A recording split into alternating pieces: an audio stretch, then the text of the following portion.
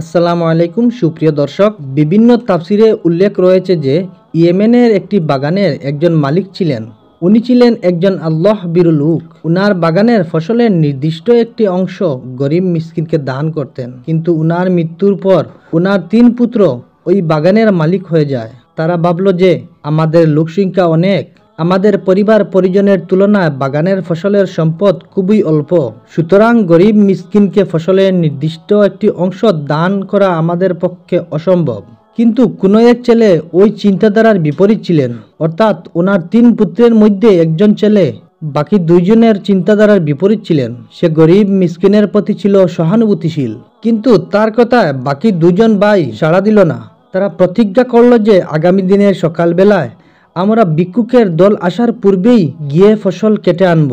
কিন্তু এ শপথ ও প্রতিজ্ঞা আল্লাহর ইচ্ছাকে শামিল করল না। অর্থাৎ তারা একথা বলল না যে আল্লাহ চাইলে, অর্থাৎ ইনশাআল্লাহ আমরা আগামীকাল সকালবেলা গিয়ে ফসল কেটে আনবো, এ ইনশাআল্লাহ না বলা এবং গরিব মিসকিনকে না দেওয়ার ইচ্ছা প্রকাশের অপরাধে তাদের গুম থাকা অবস্থায় আল্লাহ তাবারক তাআলা তাদের বাগানের উপর গজব নাজিল করলেন। ফলে প্রচন্ড ঝড় বায়ু এসে বাগানের উপর দিয়ে প্রবাহিত হয়ে বাগানের ফসলকে মথিত করে সম্পূর্ণরূপে বিনাশ ও ধ্বংস করে ফেলল। অতঃপর তারা বলাবলি করতে লাগলো যে ফসল কাটতে চাইলে সকাল সকাল বাগানে চলো, ভিক্ষুকের দল ভিড় হওয়ার পূর্বেই ফসল তুলে আনতে হবে। অতঃপর তারা পূর্বের সিদ্ধান্তে অহংকারী মনে সকালবেলা ফসল কাটার জন্য রওনা হলেন ওই বাগানের মধ্যে। আর পরস্পর চুপে চুপে বলাবলি করতে লাগলেন, সাবধান, আজ যেন কোনো প্রকারে তোমাদের কাছে ভিক্ষুকের দল ভিড় জমাতে না পারে। তারা আসার পূর্বেই ফসল তোলার কাজ শেষ করতে হবে। ভিক্ষুক ও গরিবদেরকে তাড়িয়ে দেওয়ার মনোভাব নিয়ে তারা বাগানে পৌঁছল। বাগানের বিনাশ ও ধ্বংসযজ্ঞ দেখে তাহারা পরস্পরে বলিতে লাগলো, আমরা পথ ভুলে হয়তো অন্য কোনো বাগানে এসেছি, আমাদের বাগান তো এটা নয়, আমাদের বাগান তো কত সুন্দর ছিল, শস্য ভরা ছিল, আমরা পথ হারিয়ে ফেলেছি মনে হয়। কিন্তু বাগানের চতুর্দিকের সীমানা দেখে তারা চেতনা ফিরে এলো।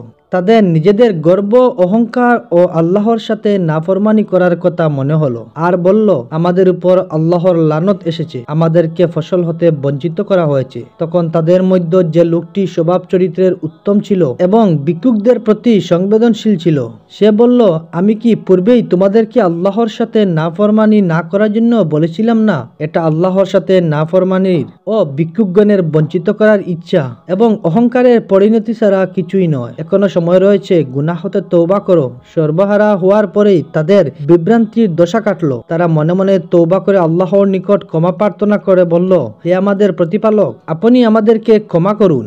তারা আল্লাহর নিকট খাঁটি অন্তরে তওবা করে আশা করল যে মহান আল্লাহ তাবারক তাআলা অতি দয়ালুময়, সুতরাং আমরা আশা করতে পারি যে তিনি আমাদেরকে ক্ষমা করে ওই বাগানের পরিবর্তে উত্তম বাগান আমাদেরকে দান করতে পারেন।